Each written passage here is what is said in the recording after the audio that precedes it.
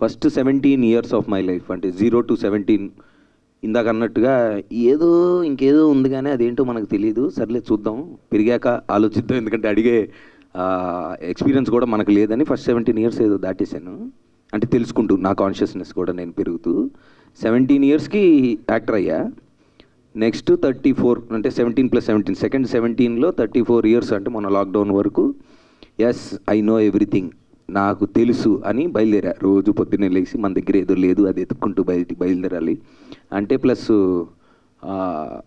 సినిమాలు, ఇప్పుడు ఫస్ట్ ఫిలింలో నాకు సినిమా రిలీజ్ ముందు సూట్ కేసులు వస్తాయి ఇంటికి, జాగ్రత్త తీసుకోబాకు, దొరికిపోతావు, అలాంటివి చేయకు, నీ సినిమా అది ఇది అని చెప్పి, అంటే నాకు అంత తెలియదు కదా, బయట నుంచి ఏదో వచ్చాం. 17 yearsకి యాక్టర్ అయిన తర్వాత ఒక రేసు, అంటే ఫస్ట్ 3-4 yearsలోనే 10 ఆల్మోస్ట్ కంటిన్యూస్గా సినిమాలు చేశాను. తర్వాత కొన్ని చేయకూడని చేశాను, కొన్ని వద్దనుకున్నవి కూడా చేశాను. ఏదో అంటే నాకు తెలియలే, అంటే అప్పుడు తెలియదు అన్న విషయం ఇప్పుడు తెలిసింది. So second 17 years of my life till 34 I thought okay మనకు తెలుసు ఇప్పుడు ఇది మనకు కావాల్సింది, ఇది మనకి ఇది లేదు, పలానా లేదు, దాని వెనకాల వెళ్ళాలి అని ఒక బ్లైండ్ రేస్లో పరిగెత్తాను. తర్వాత లాక్డౌన్లో లాక్ ఓపెన్ అయింది, లైట్గా లాక్ ఓపెన్ అయ్యి ఓహో బాబాయ్ మనకేం తెలియదు, మన గురించి మనం తెలుసుకోవాలని 34th yearకి అనిపించింది. అప్పుడు నేను ఆ విషయం నాకు గుర్తుండాలని 2.0 అని పెట్టుకున్నా, 2.2 అని. సో మీ క్వశ్చన్కి ఆన్సర్ ఏంటంటే ఈ లాస్ట్ 20 years ఆఫ్ మై కెరీర్లో అది ప్రాక్టీస్ రన్ అని నేను ఫీల్ అవుతున్నా ఈరోజు. పర్సనల్గా నేను ఆల్రెడీ ఆ పాయింట్ దాటి ఓకే మనకేం తెలీదు, మన గురించి మనం తెలుసుకోవాలనే జర్నీ పర్సనల్గా నేను స్టార్ట్ అయింది.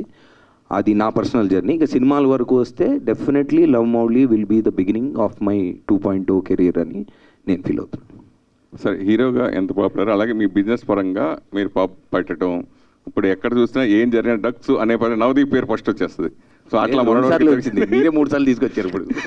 సో అది ఇప్పుడు ఆల్రెడీ మనం దాటి ఇప్పుడు మన బెంగళూరు రీసెంట్గా ఇప్పుడు ఆ టాపిక్ అదే మొత్తం జరుగుతుంది. దానివల్ల చాలామంది యువత మెయిన్ చెడిపోవడం జరుగుతుంది. అసలు రేవ్ పార్టీ అంటే ఏంటి, ఆ రేవ్ పార్టీకి మీరు వెళ్ళారా, అట్లా అది ఎలా ఉంటుంది? ఈయనకి ఇప్పుడు ఇంకొక 2 చాక్లెట్లు ఇవ్వాలనుకున్నా.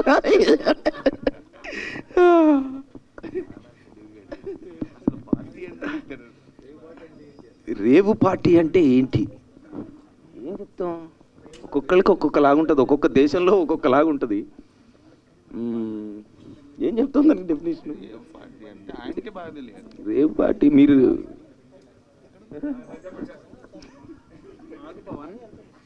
31 years సీనియర్ నన్ను ఇలా ర్యాక్ చేయడం ఏమన్నా న్యాయంగా అనిపిస్తుందా మీకు?